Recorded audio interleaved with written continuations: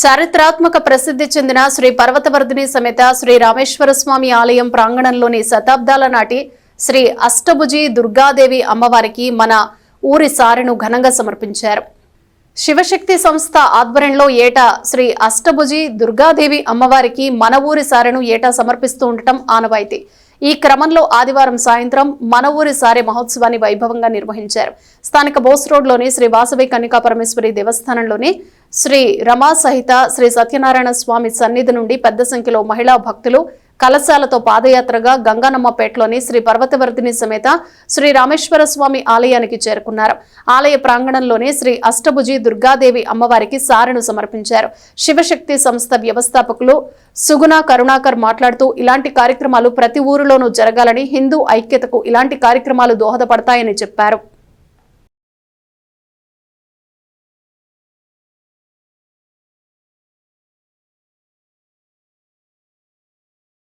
అందరికీ నమస్కారం. తెనాలి పట్టణంలో ప్రతి సంవత్సరం నిర్వహించేటటువంటి సారె ఉత్సవం ఇక్కడ కన్యకా పరమేశ్వరి అమ్మవారి ఆలయం నుండి ఎంతోమంది మహిళామూర్తులు కలశాలు ఎత్తుకొని యాత్రగా బయలుదేరి వెళ్ళి పాత శివాలయంలోని అష్టభుజ దుర్గాదేవి అమ్మవారికి సారె సమర్పించడం జరుగుతుంది.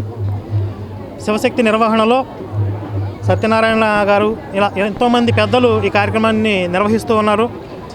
ప్రతి సంవత్సరం కూడా మంచి ఆదరణ వస్తూ ఉంది ఈ కార్యక్రమానికి. ఇలాంటి చైతన్యవంతమైనటువంటి కార్యక్రమాలు ప్రతి పట్టణంలో ప్రతి గ్రామంలో జరగాలి. ఈ మధ్యకాలంలో పెరుగుతున్నటువంటి హిందుత్వ భావన, హిందూ ఐక్యతకి ఈ కార్యక్రమాలు నిదర్శనం.